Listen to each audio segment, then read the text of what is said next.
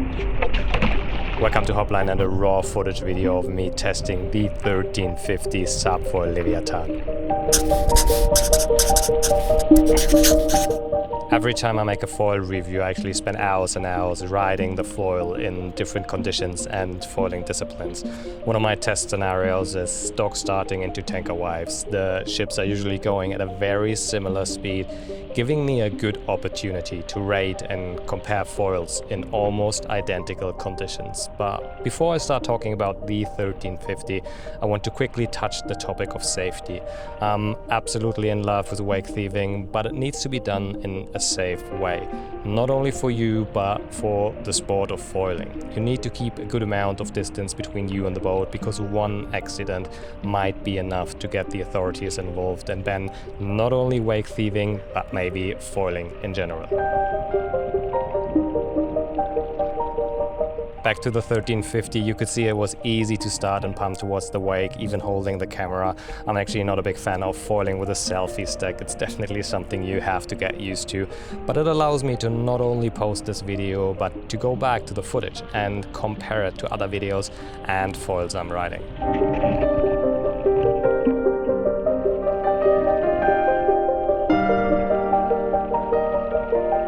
This is actually one of my first sessions with the 1350 Leviathan. It was still pre-release and I had no specs and marketing information about the foil. So to me it was a nice surprise to see how well the 1350 kept up with the wake. If you know my reviews from the original Leviathans, or if you have been using the old 1350 yourself, you know it's not the fastest foil out there. It was definitely one of the easiest to get into pump foiling and light wind winging. But ease of use came at a price, which is namely speed. Now, the 1350 fixes this problem. It's still not a high-speed wing, but it has enough speed to easily keep up with small waves and actually make light wind winging enjoyable.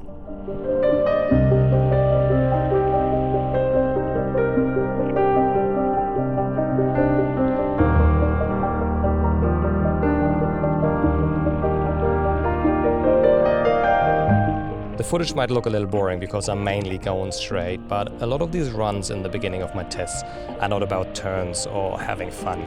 It's about getting a feel for the foil, how it behaves, how it keeps up with the wake, how it responds to minor shifts in weight distribution. Small changes can have a big impact. I'm running the stock S325 stabilizer in this test, and from all my other tests with shims and other stabilizers, I can say it's a perfect fit, even for heavier riders. If you feel like you need more stability, you could opt for the S370, but I think most people will be just fine with the S325. Adding the Blackbird construction to the 1350 with a slightly upgraded outline and a new thinner profile really makes this front wing so much more versatile. To be honest, I would even go so far as to say this is the easiest foil to get into pumping and dock starts. And now, with the new, stiffer and more streamlined monoblock construction, it's also a top pick for light wind winging and low wind power winging.